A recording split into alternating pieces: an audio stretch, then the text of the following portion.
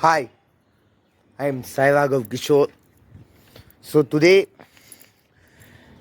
it is no jovial topic which I am going to talk about. I am going to talk about the various kind of spine injuries, and the most common amongst them is lumbar spondylolisthesis.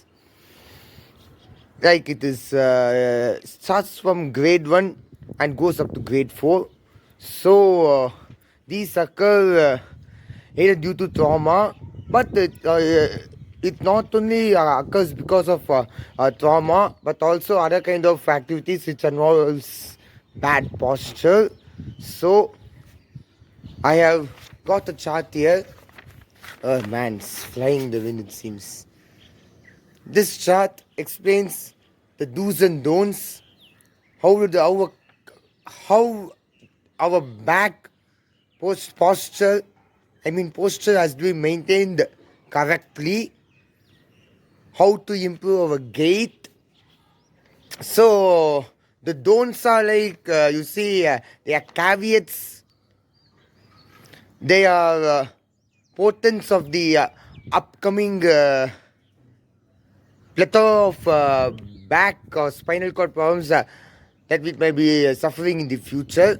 So let me zoom in to the chart now and explain about it in detail. So here it is. Let me explain about the first one.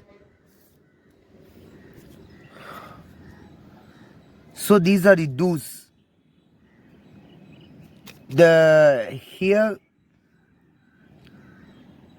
you can see this talks about the.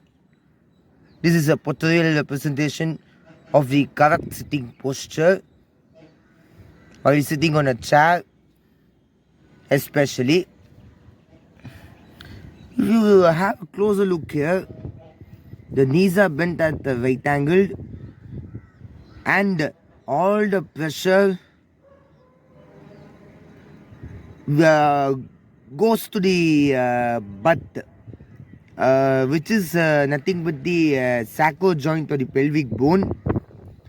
In other words, we have to sit by putting all the pressure on our buttocks instead of here. We should not put it here. This is the lumbar region, otherwise known as the lower back portion.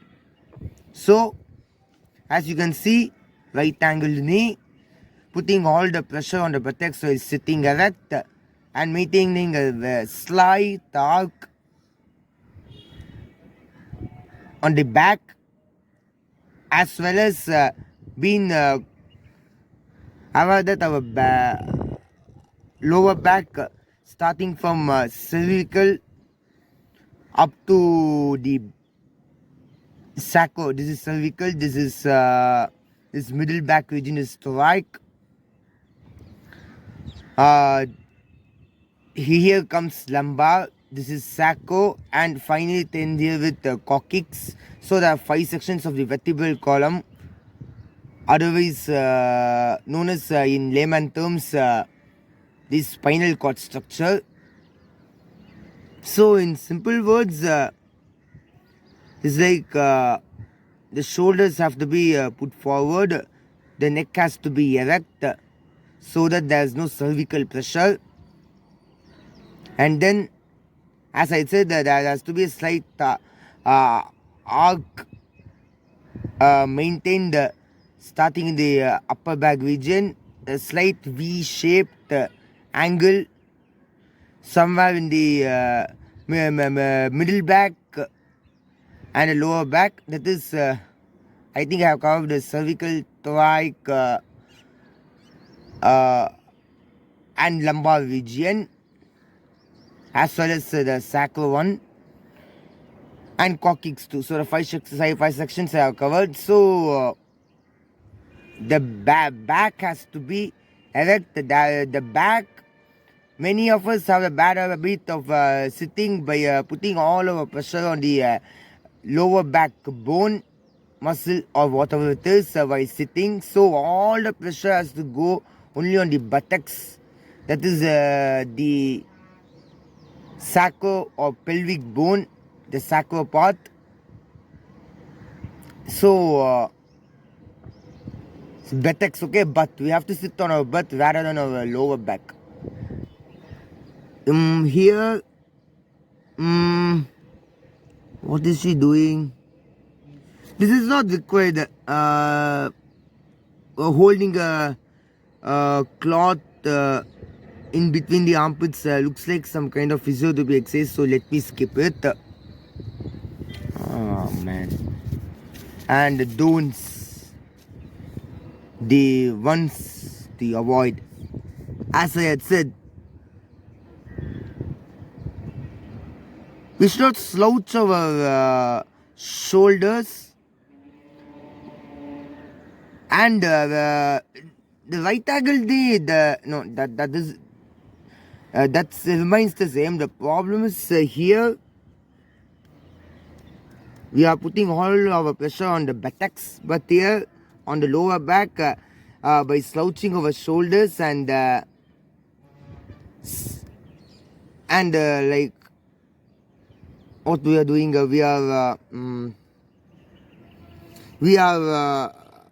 this is called as a slouching position, meaning that the back is not in an erect angle, rather the back is in a it should not go in like this in an acute angle. It should not go in a different angle. It has to be like the back has to be almost like a right angled one. Here all the pressure is being put in the lower back rather than the buttocks part. This is also wrong. Look, while bending like this, we can feel the pressure here. That is the lumbar region, lower back portion. So these two postures, they have to be highly avoided. Rather than this, we have to follow this. So the first pictorial is presentation. I have explained it in detail. I know many of you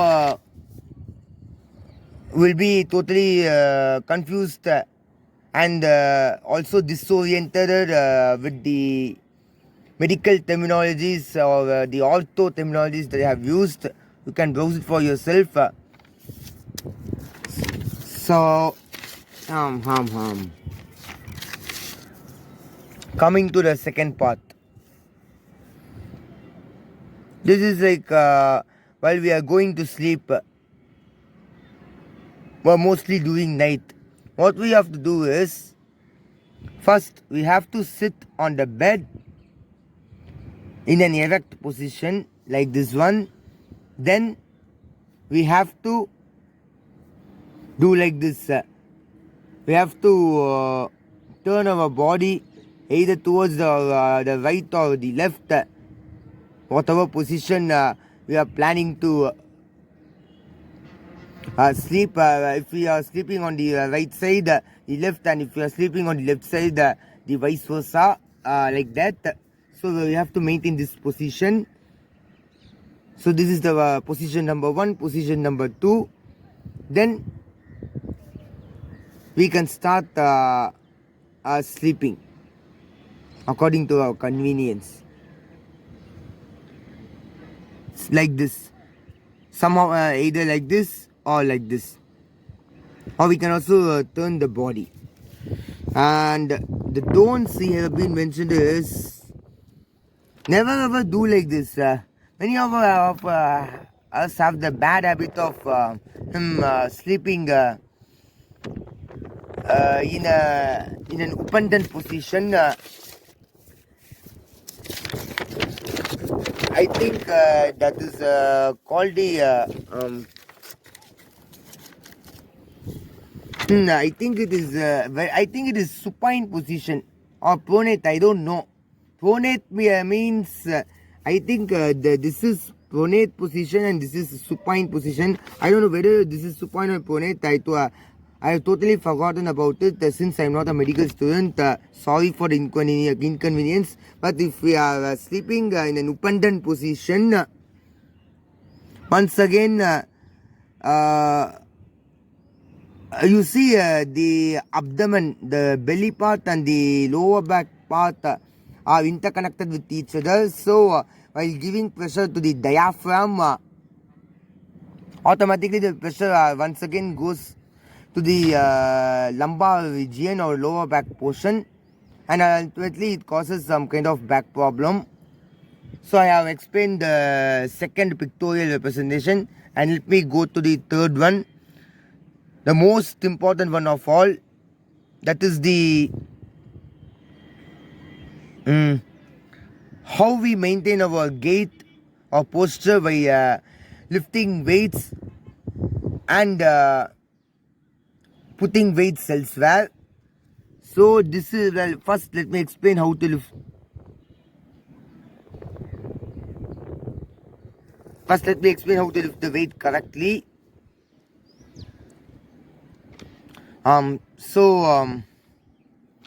Many of us unintentionally what we do is we bend our back in an arched position while lifting weights and keeping it down, which we should never ever do. Instead, put all your pressure in your knee and keep your back correct. Your whatever it is, we should all follow it. Must follow it compulsorily. So put all the pressure on the knees, the patella, kneecap, stand erect and lift the weight. And while putting down the weight, bend one of the knees in a right angle position, and in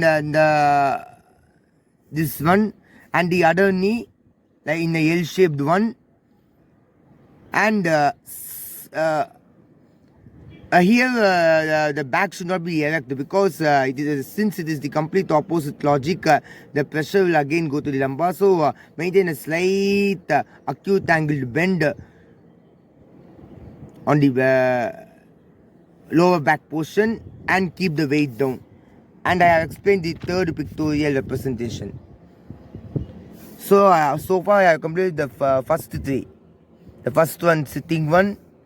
The second, sleeping posture. The third one, that is lifting and putting down weights. I have already explained about the pictorial representations by clearly stating that maintaining an erect position is extremely important, maybe while sitting or sleeping or standing. Erect position, erect posture is extremely important for us to maintain the correct gait. And let me quickly finish the other two. This one is like this one. Yeah, this is the problem that I'm having. Yeah, this one, like I stand in a slouching position by bending my neck down, which causes cervical pressure as well as lumbar pressure and other kinds of back pressures. This also does the same. This is even worse. Here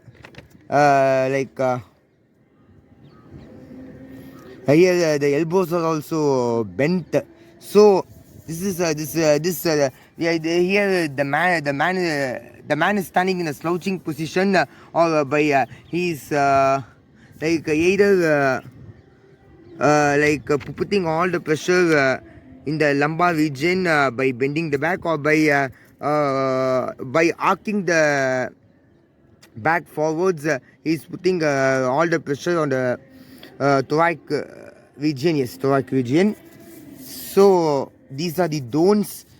These do's is nothing but we have to keep our shoulders parallel to the legs with the elbows slightly bent, and the back has to be straight, but still there has to be a slight tug, because keeping the back too straight means it causes diaphragm pressure as well as lumbar pressure. So this is the correct standing position. Even if you have a closer look, the cervical position is also erect. So that's all it has got to do with this diagram.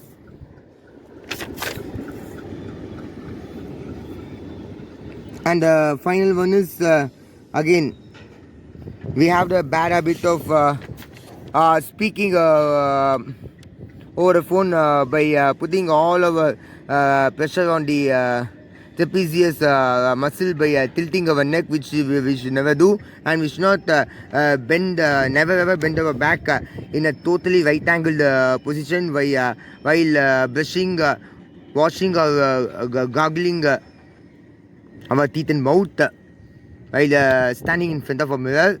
Instead of that, the do's are standing in front of the mirror in a slightly arched position, or we can stand straight and do. But if we want to bend it slightly in a slightly arched angle position. Don't bend it in a right angled one. Let it not be too acute. It has to be slightly acute, like 10 degrees or something, it is assumed.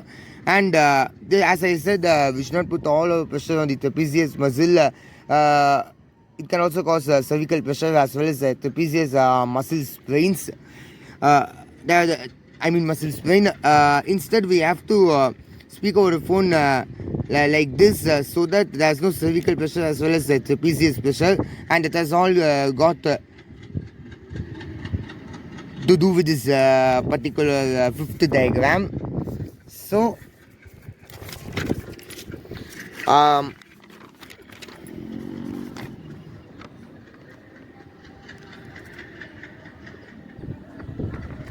yeah, that's too much in here. Towards the end of this video, I will show the chart once again. Okay.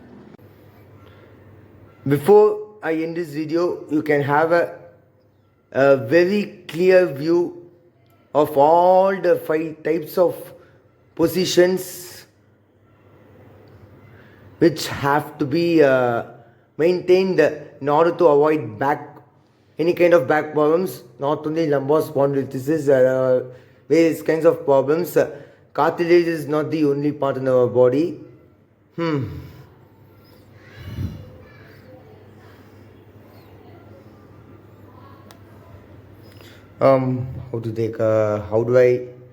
Oh man, what the hell am I doing?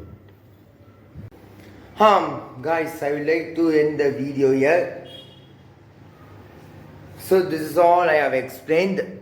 Hope you're all mindful about it, and the same applies to me also, because I'm also not being mindful, being of this generation, the first generation, not following any healthy form of anything like not eating healthy food, doing any kind of exercise, not living a healthy lifestyle like that. We have to change ourselves, because we human beings have the capability to change ourselves. We are dynamic in nature. So the current generation is really worse when it comes to living a sedentary lifestyle. Rather, we have to live a much healthier lifestyle like our older generation, our descendants used to live. So I would like to conclude the video.